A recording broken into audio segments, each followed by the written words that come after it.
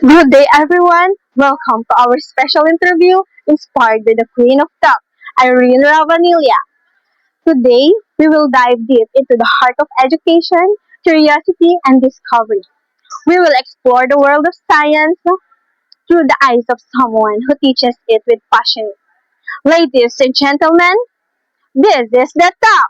Good day, everyone, and to our guest for today. She loves to guide her students and to explore and understand the world around them. A dedicated educator, mentor, and a believer in the power of education. So let's introduce the topic. So right now, we're going to interview Ma'am Nora Taong because she is going to tell her the strategies and techniques in teaching about in science. Would you mind telling us about yourself and describe your role in education? Okay, my name is Ma'am Nora Gonzalez Tahong. I am teaching in elementary level for 31 years. I came from my school was Teresa Matos Elementary School, the central school. Then I was transferred here because I was promoted as master teacher one way back 2020. I am 55 years old and currently living at Puntawan, Tansa, Cavite. Excellent. What has been your understanding and experience in the implementation of the subject? For me, science is a very interesting subject. Uh, it makes pupils more conscious and inquisitive in all the topics that they're going to understand. Uh, how each living things, how they develop and form. So they are asking many questions about all the things around the earth. In my experience as a science teacher for 31 years, I perceive that the understanding or the relaying of the concept truly rely on the teachers. If the teacher uses the correct uh, or accurate strategies and methods to be used in teaching science, I can say that all of the pupils will deeply love the subject. What a wonderful answer. Number Okay. three, what positive outcomes have you observed when students learn the subject? Okay, that's my very good question. For me, I am very glad and satisfied when my pupils were able to learn the topic that I've been taught to them. For me, if they really applied it in their everyday life, all of the things they have learned and they apply it in their personal and everyday life, it makes me very satisfied. Okay. Next question. How has the subject helped students grow academically or personally? Okay. Um, it is a success if the pupils were able to understood the lesson, they grow more as a pupil or student, and more especially when they applied it in their everyday life. Because for me, science is not only learning in academically, but it should be perceived and it should be experienced by the pupils in the real life situation. Okay. What are the challenges you've been experiencing in teaching this subject? There are lots of challenges. First, um, a science teacher should be given an enough and adequate science equipment. That is one of the our problem. Most especially when we're experimenting, we do not have the Erlen Mayer Plus, we do not have that test tube and other science equipment. And the next one is we have the time. The time. We have given only 40 minutes to teach, but the subject, the concept is too broad. So how can we gain the knowledge in that 40 minutes? Lack of time. And the third challenges we've met is the space. The space. of the space. So when we are doing the experimentation, we have no choice, but the other group will stay on the room, the group 1 and group 2, and the other group, the group 3 and group 4, should be on outside room, because there's no space. So it should be given the emphasis of putting science laboratory and room. Number 6, what teaching strategies have worked well for you in delivering the subject? All right. Okay, the strategies for me, the most effective is the 2C and the 1I. Kasi in pedagogical approaches, there are 5. 2C, 2I, and 1R. The 2C are constructivism, and the other one is the collaborative. Under constructivism, I'm always done the direct teaching and the activity-based approach. If you were given the chance to teach science, those are the better approaches. Then the inquiry-based approach. Inquiry-based approach wherein the pupils were able to do the experimentation and to explore so that they will be able to know the concept and know the topic. Number 7, do you think you have achieved the intended outcomes or goals for the subject? Yes, 100%. Because in my 31 years of teaching science, actually I am a science teacher and an English teacher. But my focus is in science. So in my 31 years of experience in teaching, I know for myself that all of the people that I handled learn a lot from me from that 31 years. Okay.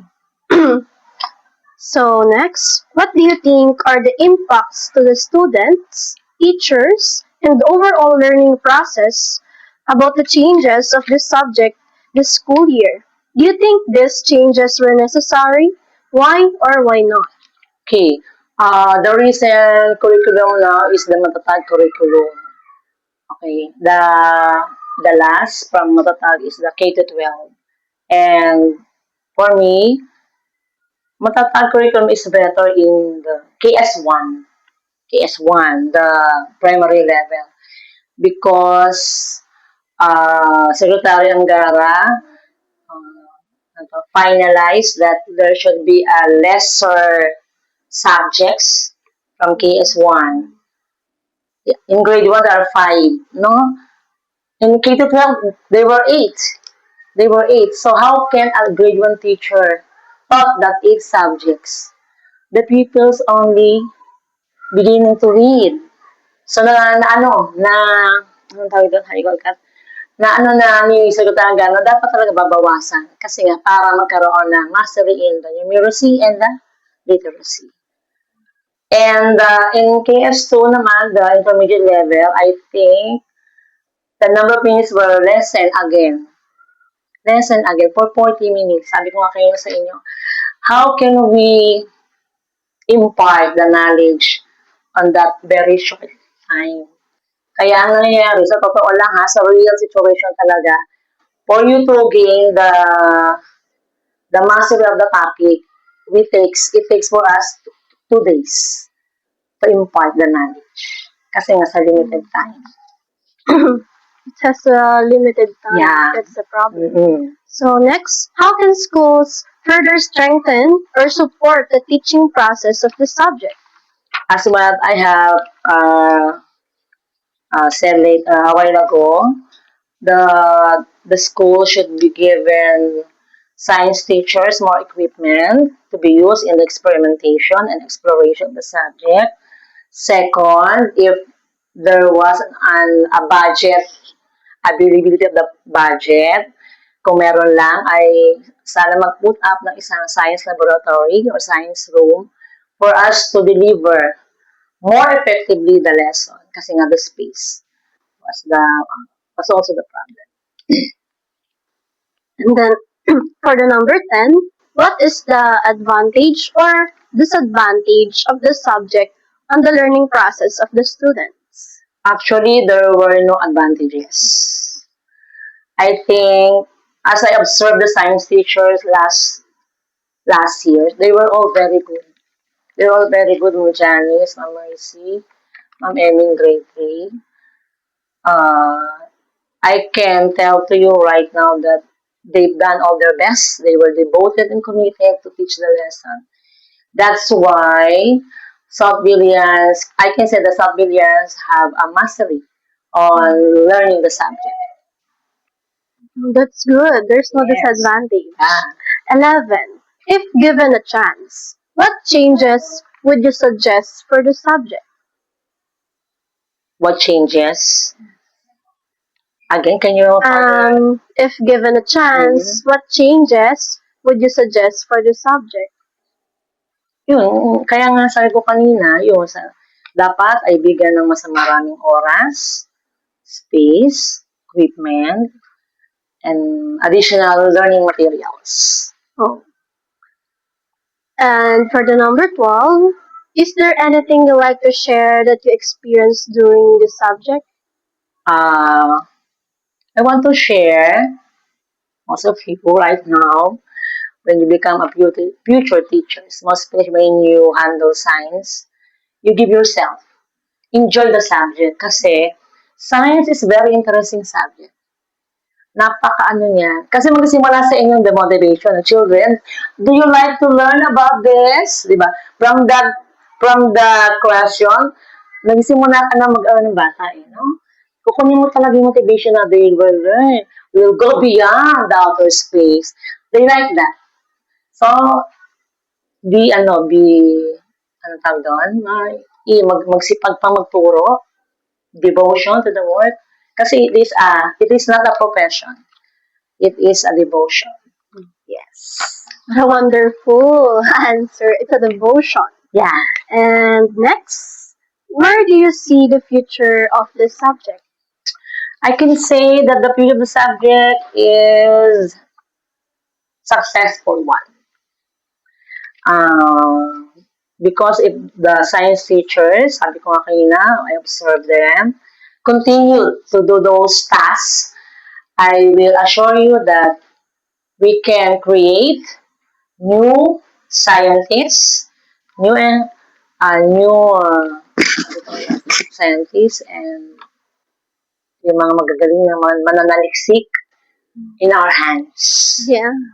Good researchers. Yeah, good researchers. Kasi we can say that when a pupil is good in science, everything follows. Yes. Number 14. What do you think makes this subject valuable in today's education system? It is very valuable because science, from all the subjects, actually there are three, and SIMA, the most important subjects: English, math, and science. But for me, the best is science. Sabi ko kanina, if the pupil is good in science, everything will follow. And for the last one, teachers also learn from their students. Yes. What is something valuable you learn from your students, whether about science or life? Yes, we can.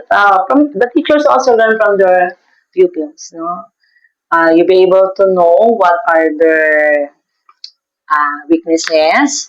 You'll be able to know their strength, and you can share them the possible or the good values in accepting or knowing the science topics most. So I can say that if the teacher showing a higher value on teaching the subject, pupils will do so. Thank you, Ma'am Nora, for answering those 15 questions. And that ends the formal questions only. And for the next one, we're going to have the fast talk. Now, we're going to start the fast talk. Number 1, student-centered approach or teacher-centered approach. Student-centered approach. Number 2, inside or outside the classroom. Inside the classroom. Discussion or activity. Both. Both. With rubrics or without rubrics. Of course, with rubrics. Pen and paper assessment or performance assessment. Performance assessment. Which grade you prepare to teach? Preschool or elementary? Elementary. Favorite subject? Science. Favorite quote? The golden rule. Do not do Oh. unto others what others do unto you. Vocation or profession? Vocation. Speed of light or speed of sound? Speed of light. Hardest topic to teach? Mathematics. Science in one word. Discovery. One scientific fact you love. You can reach the world through science. Wow. Last question. What would be your message to your co-teachers, future teachers, parents, and students about education? Okay.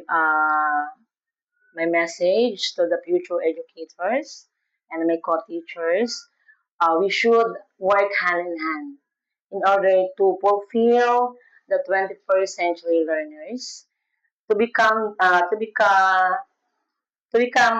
globally competitive through education. Okay, thank you very much, Ma'am Nora. Okay, thank you. Your passion for science and for teaching truly inspire us po. And to everyone watching or listening, always stay curious, always ask questions, Be and inquisitive. yes, and keep discovering. This has been your Queen of Talk. Good day, everyone. For the next Queen of Talk, let's dive again into the heart of education with the Queen of Talk, Diane Mordisa. Good day, everyone, and to our special guest for today, a teacher who loves her students and likes to guide them and loves to guide them in exploring the world. And a dedicated educator, a mentor, and a believer in power of education, Miss Jovelyn Fahy. So today we're gonna ask her about everything in science. What is its purpose, strategies, and perspective on it. Good day, ma'am. How are you today? Good. Yes. Okay, ma'am. Today po, would you mind telling us about yourself and what's your role in education? I am Miss Jovelyn Tehi, Nova age, 40 years old, here in Mendez. I live here in Mendez, Cavite, and I teach at Lihitan Elementary School. I've been teaching at Lihitan for almost 8 years. Yes, po. Yes, and I'm teaching kindergarten. Kindergarten. So, what has been your understanding po ba and experience in the implementation of this subject po sa inyong classroom? Sige, babasahin ko na lang. Alright, it focuses more on developing curiosity if it is about science, basic inquiry skills, and observation. Yun. Pero kapag dating kasi sa discussion, more on inquiry skills ang kinder learners. Okay po. Yun. At throughout, Matanong talaga sila. throughout lessons po ba, madami po ba silang question? Yes. Napakarami. Minsan, ay nagtatanong sila, pero not related na to science. Just to Yun. satisfy their curiosity. Yes, opo. Pero need mo siyang pakawala doon sa sinasabi nilang tanong para lang mag-focus sila doon sa mismo lesson. Yes. So, ano po ba yung mga positive outcomes na na-observe niyo po sa students when learning the subject? Ayun, matanong sila. Kasi yun naman dapat talaga sa mga bata. Marunong sila magtanong, ang tawag dito, curious sila sa nature, curious sila sa, halimbawa nito na lang last week, nagkaroon kami ng discussion about different animals. Medyo nalilito pa sila sa, nila, doon sa tirahan ng mga hayop. Oo. Kumbaga, teacher, yun po bang, buwaya, yung crocodile po ba? Saan po ba yun nakatira? Kasi nakikita daw nila minsan sa lupa, minsan may nakikita sila sa, yes. Eh, di sabi ko, both sa land and water sila pwedeng tumira. Sabi ko gano'n.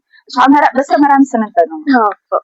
So, how this subject helps students po ba grow both personally and academically? Personally, siguro nga yun, curiosity, discovery,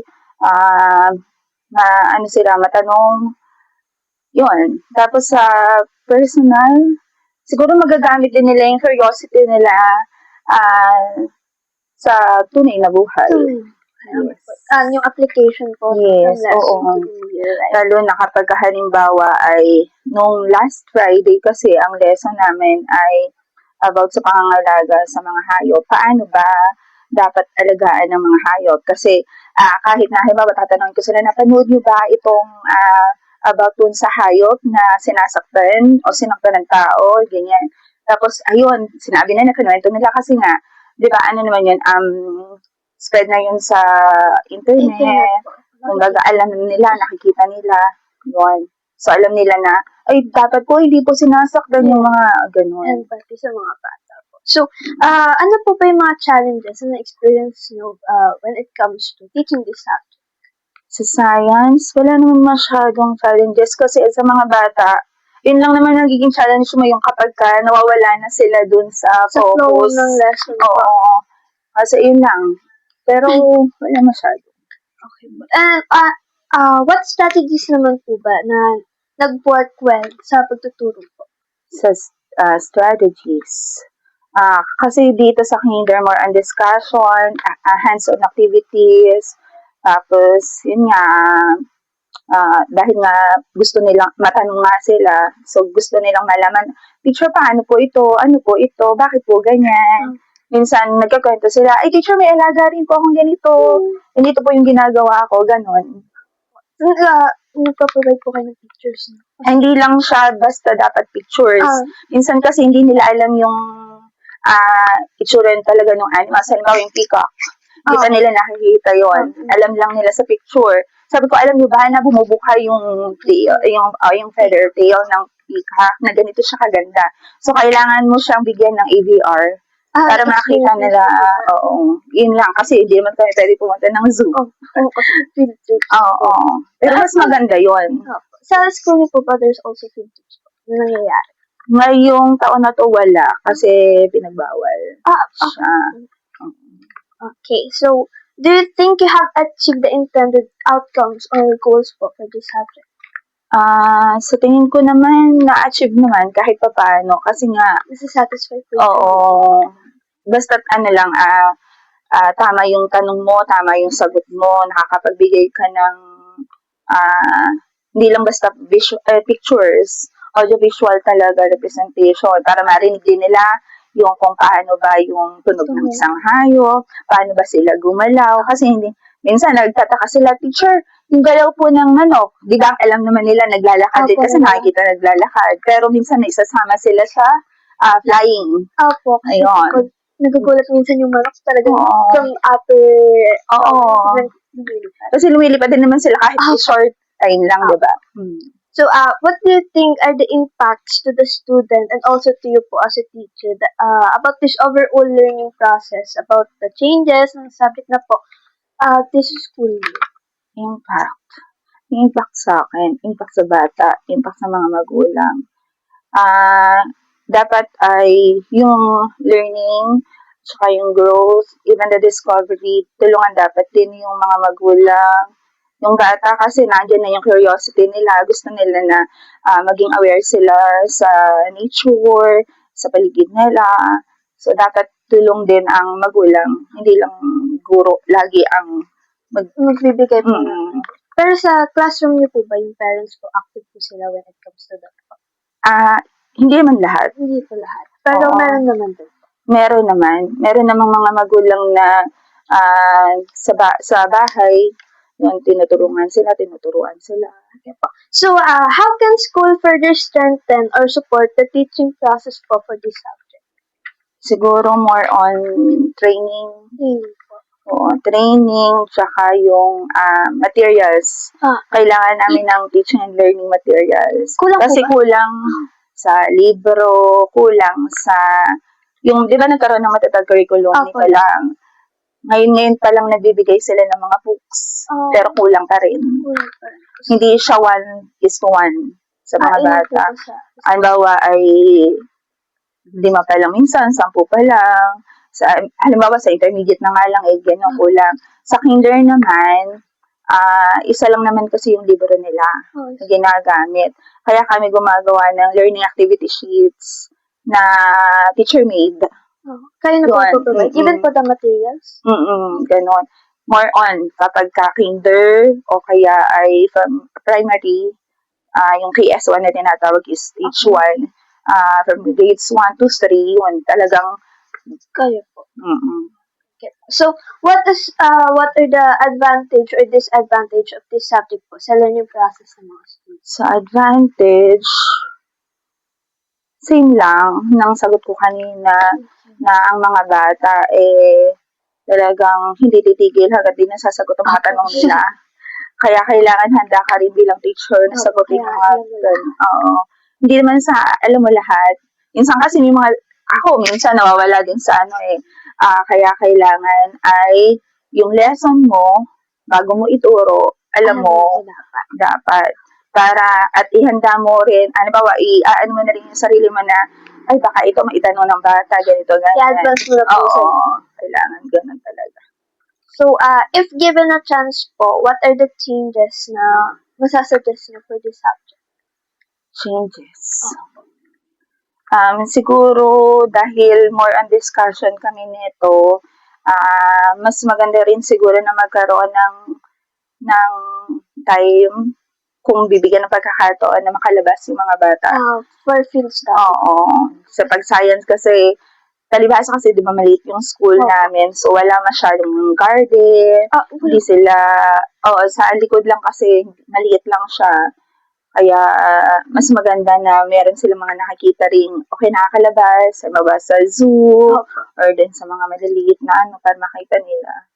So, more on that po, is there anything that you like to share na experience niyo po about this topic, in teaching this topic? And experience po, more experience. More experience. Yun lang naman Oo. So, masaya lang magturo. Masaya lang magturo kapag ang bata ay curious, matanong. Tapos, kita mo sa mukha nila na masaya silang magkwento. Lalo na kapag related sa buhay nila. Yung halimbawa nag-aalaga. Ganon. So, where do you see yourself, where do you see the future of this subject? Sure, more on technology na siguro na makikita, Kasi mas gusto ng mga bata, palibhasa mahilig sila sa cellphones. So kapag matuturo ka ng science, lalo ngayon, ginagamitan ko na rin ng technology, di ba, more on slide deck, ang ginagamit namin sa PowerPoint. So kailangan ay hawak sila ng laptop or ng tablet. Marunong naman po sila. Kailangan mo silang i-guide. Pero, nagagawa nila, nasusundan nila kasi nga more on technology na sila, teki-teki na mga bata ngayon. Marunong na po ata mag-cellphone. Kaya yun. So, what do you think po makes this subject valuable in today's education system? Valuable. What it makes it valuable? Siguro, hindi ko maisip. Valuable. Ang science. Lagi namang valuable ang science. Obviously, never. Oo. Kahit na sa loob ng classroom, sa labas ng classroom, nagagamit ng bata yun. Diba? Kasi nga, more on discoveries, more on nature, more on world. Diba? Yun. So, teacher also learns from their students po. No? So, for you, what is something valuable po na natutunan niyo from your student? Whether it's about science or about real life. Don't stop asking questions. Kasi doon sila natututo. Tsaka, yun, yung curious sila, dapat maging aware sila sa paligid nila. So, tutako na po tayo sa fast talk. I'm gonna ask for these two phrases. So, mamimili kayo. Which one do you think suits you? Or what do you think is the best for it? Are you ready po ba? Sige. Are you ready? So, student-centered approach or teacher-centered approach? Student-centered approach. So, inside or outside the classroom? Inside and outside. Inside, okay. Discussion or activity? More on activities. Okay. With the rubrics or without? With rubrics. With rubrics. More on pen and paper assessment or performance assessment? Both. Both. It's important for me. Mm-mm. So, which grade do you prefer to teach for? Preschool or elementary? Masaya magturo sa preschool. Preschool. Kindergarten. Ikaw po ba mga bata? So, favorite subject or favorite quote? Favorite subject? Favorite subject? I don't have favorite subject. How about favorite quote? Sa quote naman, parang may nakita ko. Teka lang. Sige. Okay lang Fine. ba? Yes po, okay. May nakita ko kanina na quote sa yarn. Wait lang. Ito, yung galing kay Krista McAuliffe. Sabi niya, I touch the future, I teach. Sabi niya, yung meaning daw yun, the teachers profoundly shape tomorrow by influencing students today, nurturing their potential, curiosity, and knowledge, making educators and classroom providers in their own right, even without going to space as they guide the next generation. Yon. So, that's a good quote po. Vocation or profession po? Noon na, Noon. vocation. But, pero na nagtutunan na tagal-tagal, sabi ko, parang both na lang. Kasi, syempre, kailangan mas professional teacher.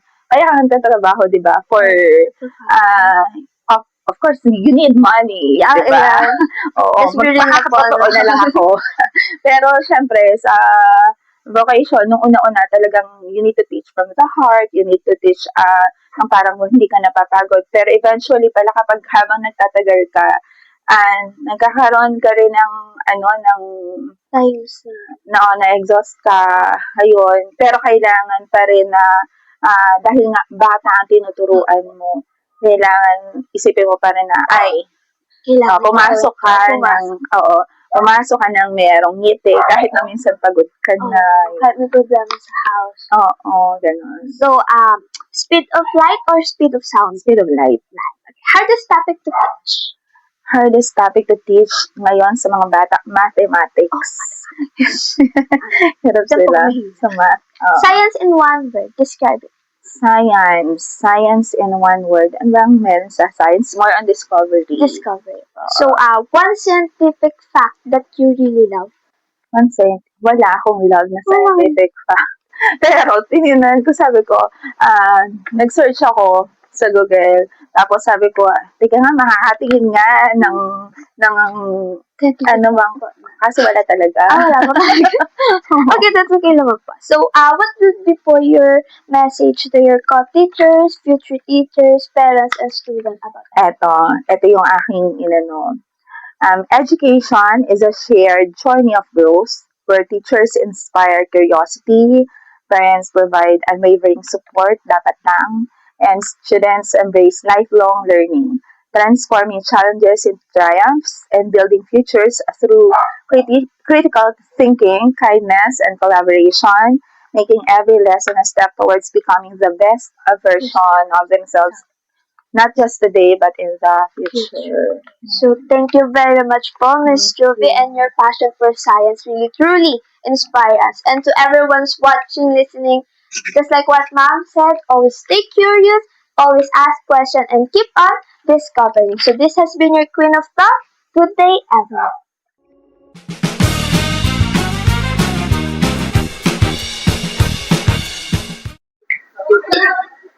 That's it for today. This is the talk.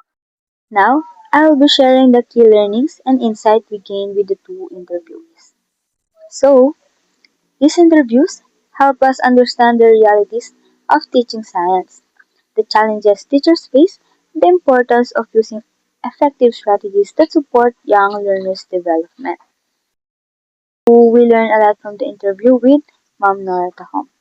She also mentioned that some common challenges in teaching science include limited time, space, and materials. So, despite these challenges, she emphasized that future teachers, especially in early childhood education, must be resourceful and creative by maximizing available resources and using learner centered strategies that fit children's interest and learning environment. Well, in the second interview with teacher Javelin Perry, we learned how it is to satisfy children's natural curiosity She explained that curiosity fuels children's desire to learn and support brain development, critical thinking, creativity, and problem solving skills. So, when children are encouraged to explore and ask questions, learning becomes more meaningful and enjoyable for them. Overall, both interviews taught us that being flexible, innovative, and strategic in teaching science is essential, especially in early childhood education. So, by using learner centered strategies and nurturing children's curiosity, teachers can overcome limitations in time, space, and materials while fostering confidence, self esteem, and lifelong learning that prepares young learners for future success.